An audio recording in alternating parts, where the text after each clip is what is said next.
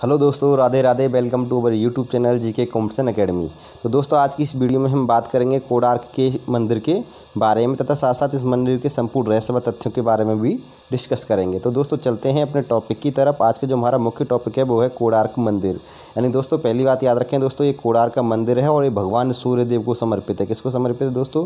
सूर्य भगवान को समर्पित है। इस मंदिर के संपूर्ण इंपॉर्टेंट पॉइंट्स के बारे में पहले डिस्कस करेंगे, फिर उसके बाद में इस मंदिर के रहस्यों के बारे में डिस्कस करेंगे। उसके बाद में मंदिर के जो महत्वपूर्ण तथ्य हैं उनके तथ्यों के बारे में, उस मंदिर के विध्वंस के कारणों के बारे में भी हम जानेंगे। सबसे पहले हम बता दें दोस्तों कि कोणार्क का अर्थ क्या होता है। दोस्तों, कोणार्क का अर्थ होता है कोण प्लस अर्क यानी सूर्य का कोना। और यह मंदिर कहाँ पर स्थित है दोस्तों? ये उड़ीसा के पुरी जिले में अवस्थित है। और इस मंदिर का निर्माण किसने करवाया था? इस मंदिर का निर्माण गंग वंश के शासकों ने करवाया था। और गंग वंश के जो शासक हैं दोस्तों वो कौन है? नरसिंह वर्मन। इनके द्वारा 13वीं शताब्दी में इस मंदिर का निर्माण करवाया गया। वेरी इंपॉर्टेंट पॉइंट्स हैं दोस्तों, एग्जाम्स के लिए अच्छे से रट लेना। इस मंदिर का एक और उपनाम है दोस्तों, इस मंदिर को ब्लैक पैगोडा के नाम से जाना जाता है। अब बहुत सारे दोस्तों के मन में एक डाउट हो रहा हो, इसको ब्लैक पैगोडा क्यों कहते हैं दोस्तों? तो इस टॉपिक के बारे में भी हम आगे चर्चा करेंगे। इसको ब्लैक पैगोडा क्यों कहते हैं, ये मंदिर ब्लैक पैगोडा के नाम से क्यों जाना जाता है। बात करते हैं दोस्तों नेक्स्ट अगले पॉइंट्स की। तो अगले पॉइंट्स में इस मंदिर की विशेषताओं के बारे में बतलाने जा रहे हैं। और प्रत्येक विशेषता आगामी परीक्षाओं के लिए बहुत ही इंपॉर्टेंट है। इन विशेषताओं से प्रश्न एग्जाम्स में पूछे जाते हैं। देखिए, सबसे पहली जो विशेषता है दोस्तों वो ये है कि 1984 में यूनेस्को की विश्व धरोहर सूची में इस मंदिर को शामिल किया गया। अगर एग्जाम्स में क्वेश्चन पूछ ले कि कोणार्क के सूर्य मंदिर को यूनेस्को की विश्व धरोहर सूची में कब शामिल किया गया? 1984 में।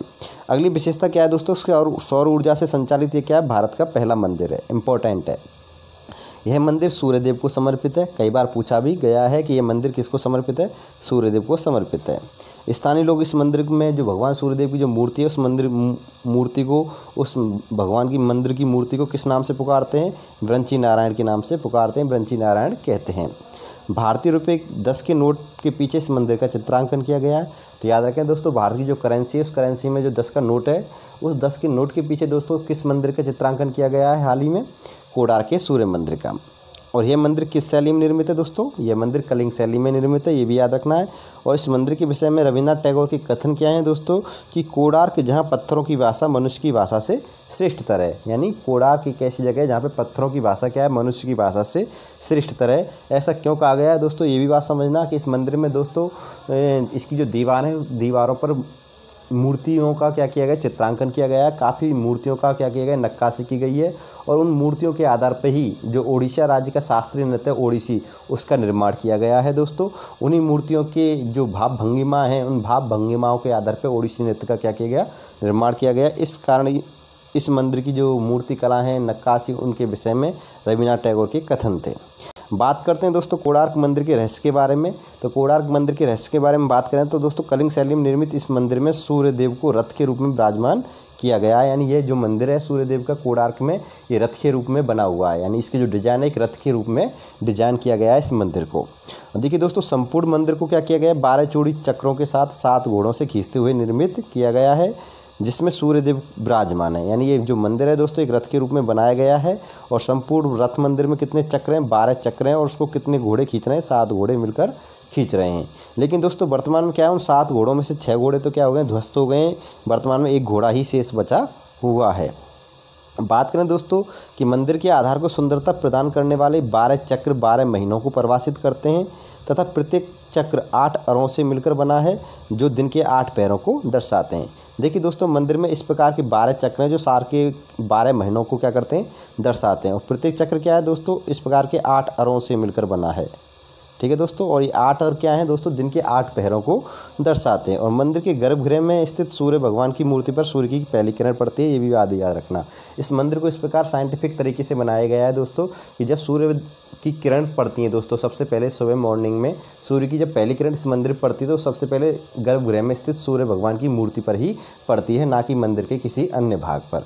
ठीक है दोस्तों, नेक्स्ट अगले पॉइंट्स पर हम बात करें इसका ऐतिहासिक रहस्य क्या है दोस्तों। तो अगर पुराणों के अनुसार इसको देखें दोस्तों तो पुराणों के अनुसार श्री कृष्ण के पुत्र शाम को क्या हो गया? उनके श्राप के कारण, यानी सूर्य भगवान के श्राप के कारण नहीं, उनको किसी ने श्राप दिया। किसी श्राप कारण, किसी के श्राप के कारण उनको क्या हो गया? कोढ़ रोग हो गया था। क्या हो गया दोस्तों? कोढ़ रोग हो गया था। और शाम ने क्या किया? फिर मित्रवन में चंद्रभागा नदी के सागर संगम पर कोणार्क में 12 वर्षों तक तपस्या की और सूर्यदेव को क्या किया दोस्तों? प्रसन्न किया। और सूर्यदेव ने प्रसन्न होकर उनके रोगों को क्या किया था? निवारण किया था। बात समझना दोस्तों कि श्री कृष्ण के पुत्र थे शाम, उनको किसी के श्राप के कारण क्या हो गया, कोढ़ रोग हो गया। और कोढ़ रोग हो गया उसके बाद में उन्होंने क्या किया, कोणार्क में, यानी जो वर्तमान में कोणार्क स्थान है, यहाँ पर दोस्तों मित्रवन था। उस मित्रवन में चंद्रभागा नदी के सागर संगम पर क्या किया, एक तपस्या की सूर्य भगवान की, और सूर्य भगवान को प्रसन्न किया। और सूर्य भगवान ने प्रसन्न होकर उनके कोढ़ रोग जो उनका हुआ था उससे क्या कि उसका निवारण कर दिया, उस कोढ़ रोग को सही कर दिया। आगे चल के देखिए दोस्तों, इसके बाद सामने सूर्य भगवान के मंदिर के निर्माण का यहाँ पे निश्चय किया, यानी कोणार्क में उन्होंने सामने सोचा कि जब उनके रोग का निवारण हो गया तो उन्होंने कोणार्क में भगवान सूर्य के मंदिर बनाने का क्या किया, निश्चय किया। अपने रोग नाश के उपरांत चंद्रभागा नदी में स्नान करते हुए सूर्यदेव की एक मूर्ति मिली, यानी जब शाम नदी में स्नान कर रहे थे चंद्रभागा नदी में, तो स्नान करते हुए उनको भगवान सूर्य की चंद्रभागा नदी में क्या मिली, मूर्ति मिली थी।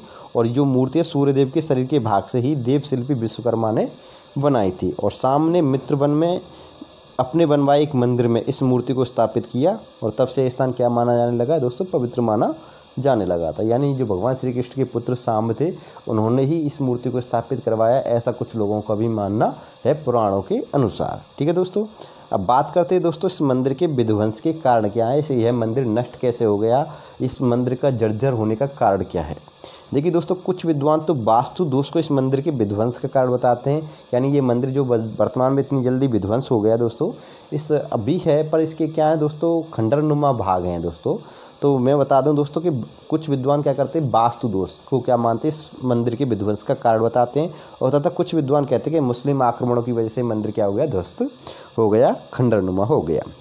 देखिए दोस्तों, कई कथाएं किंवदंती ऐसी हैं दोस्तों कि कई कथाओं के अनुसार सूर्य मंदिर के शिखर पर एक चुंबकीय पत्थर लगा था दोस्तों, यानी शिखर पर क्या लगा हुआ था, एक चुंबकीय पत्थर लगा था। और इसके प्रभाव से कोणार्क के समुद्र से गुजरने वाले सागरपोत, यानी कोणार्क के आसपास जो समुद्री एरिया था दोस्तों, उस समुद्री एरिया से जो भी सागरपोत गुजरता था वो इस मंदिर की ओर क्या होता था, खिंचा चला आता था। और कुछ क्या होते थे दोस्तों, डूब जाते थे इसकी वजह से, जिससे उन्हें क्या होता था, भारी क्षति होती थी। इसके अलावा पोतों के जो चुंबकीय दिशा निरूपण यंत्र थे वो सही दिशा नहीं बताते थे। किस पत्थर की वजह से, कोणार्क के सूर्य मंदिर पर शिखर पर जो चुंबकीय पत्थर लगा था दोस्तों बड़ा सा, उस पत्थर की वजह से क्या होते थे, जो सागर पोत थे वो उस मंदिर की ओर खींचे चले आते थे। कुछ सागर पोत डूब जाते थे, और कुछ जो सागर पोत यानी जो होते थे, उन सागर पोत के जो दिशा निरूपण यंत्र होते थे वो सही दिशा नहीं बताते थे।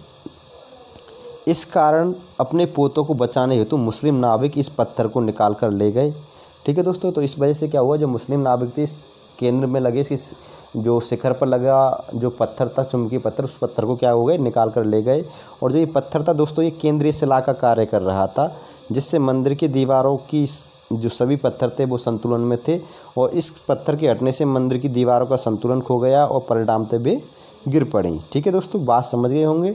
तो क्या हुआ कि जब मुस्लिम नाविक इस पत्थर को निकाल कर ले गए तो जो ये मंदिर था केंद्रीय शिला का कार्य कर रहा था। जब केंद्रीय शिला का पत्थर ही निकाल लिया जाएगा तो परिणाम से जो जितने भी दीवारों के अन्य पत्थर थे वो संतुलन में थे। इस पत्थर की वजह से वो सभी पत्थरों को क्या हो गया, संतुलन बिगड़ गया और वो दीवारें गिर पड़ी।